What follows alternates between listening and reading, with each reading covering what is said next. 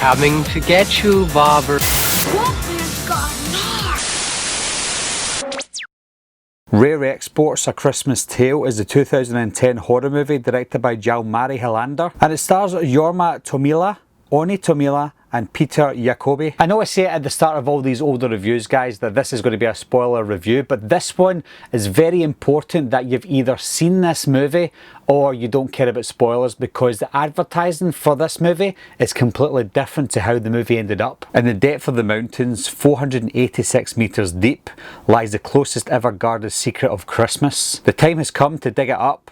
This Christmas, everyone will believe in Santa Claus. At the start, we've got these British and or American scientists or archaeologists who have found something in the mountains in Finland, I believe it's Finland, and they're not telling anyone what it is. It's very secretive, so the locals around know that they're there, but they don't really know 100% what they're looking for. They just think they're doing some scientific experiments, and that's it. The main kid, Pietari, and his friend are snooping about to see what it is that's happening. Now, I'm not going to tell you everyone's names in this because I can't pronounce most of them. I just know that Pietari is the main character. He's the main boy in this film, but he's snooping around with his friend, and he seems to be the only one that believes in Santa Claus. I don't know what gave him the impression that it is Santa Claus that they're trying to dig up, but he seems to know that fact. He starts to investigate the true meaning of Santa Claus, the true meaning of Christmas, and he finds that there's this Krampus-like Santa Claus out there that tortures kids or kills or eats kids if they've been naughty during Christmas time. So he wants to make sure that he's not one of the naughty kids. Him and his friend accidentally leave one of the fences open, and they believe that it's wolves that have killed all the reindeer around this little village that they live in. Now, this little village that they live in with the reindeer, this is how they make their money. They want, I think it was about $85,000 they would have got for all this livestock, and they were all dead, so they couldn't sell them for what they were. And they're all panicking because they don't know what would have killed them. They couldn't believe that wolves could have done that, and they believe that somebody sabotaged their livestock because there was a fence that was cut open, and they thought it was maybe the scientists that had done it. In actual fact, it was Pietri and his friend that had done it, but they didn't want to own up to it. But at the same time, they still believed that the wolves weren't the reason for the livestock being killed, because there was footprints of a human, or what seemed to be a human there.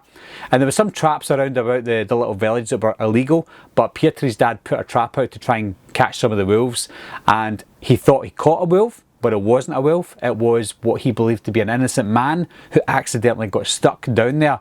But lo and behold, it wasn't an innocent man that they caught. I like how the little boy tries to tell his friend, who doesn't believe anything that he's saying, that they think the Santa Claus is roaming around the village and he's trying to kill all the little kids. He even gives them some examples to saying that the Coca-Cola Santa Claus that we all know is a myth, the real Santa Claus is the one that eats people. I really got behind Pietri in this film because he was the main character, of course, and so was his dad as well. His dad looked like he was hard on Pietri all the time because he always gave him into trouble, he always grounded him, but he was trying his best, and it was just those two, because we find out that the mum's no longer with them. The mum sadly passed away, and I liked the connection that the two had. They were always at each other's throats, but you could tell they loved each other. When they find the body of this man that they thought was just an innocent man, they were about to chop him up and try and hide the evidence, which was pretty bad, to be honest, but then he was still alive, so they didn't do that, and they tried to figure out who he was or where he came from, and he was unconscious, and he was always unconscious until Pietri was there.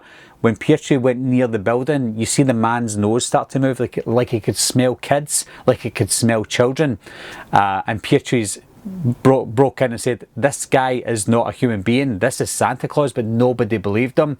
And at the same time, other things were other things were happening around the town, which was really weird. Like people's hair dryers were going missing, people's radiators were going missing, there was sacks of potatoes that were emptied and the sacks were stolen.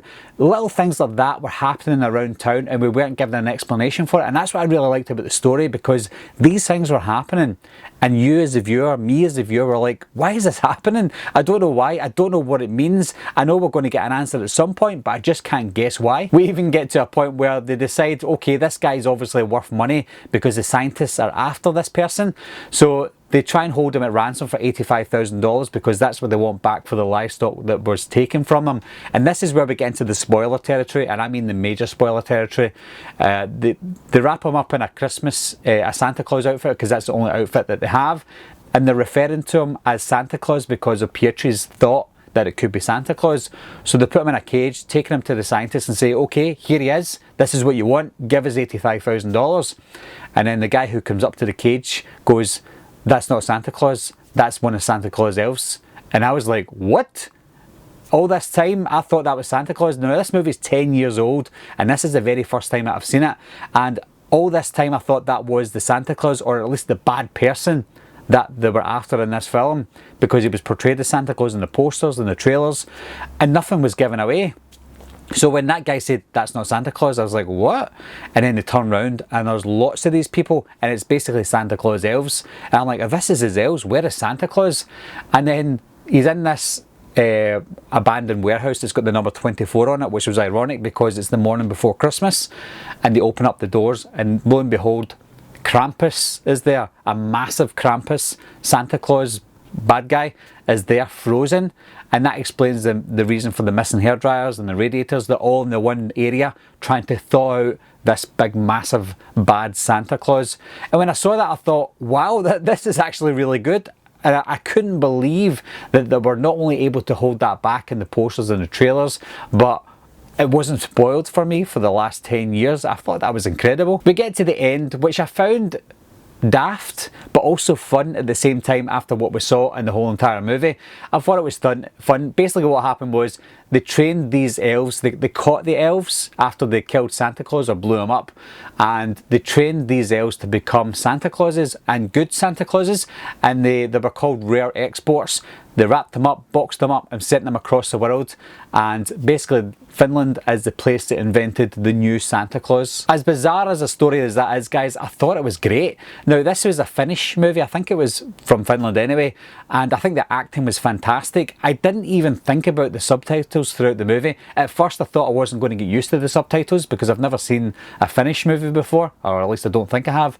And as I was looking into the subtitles, eventually I was still reading the subtitles, but I didn't realise that I was reading the subtitles because I think the movie is so short. It's about 82 minutes long, but from start to finish, even though you're reading the subtitles, you're engrossed in the movie because it asks so many questions that you didn't get answers to until the very end, and I thought that was great. There was some CGI in it as well. Sometimes the CGI looked a little bit dodgy, but I think what they done well was they hid the CGI with the darkness and the snow, because although you get CGI and snow, you can hide it pretty well if you're filming a dark movie. And I loved the snow, I loved the setting. It wasn't as isolated as a movie like The Thing, because that was obviously in the Antarctica. We've got this place in Finland that was semi-isolated, so even though there could be help around, we knew that the characters that we had in this film were the only characters that could defeat these bad guys, defeat the Santa Claus. Overall, guys, I think this was great. This is the first time I've seen this movie, and I think, yeah, this is the first movie on this list of Christmas movies that I'm covering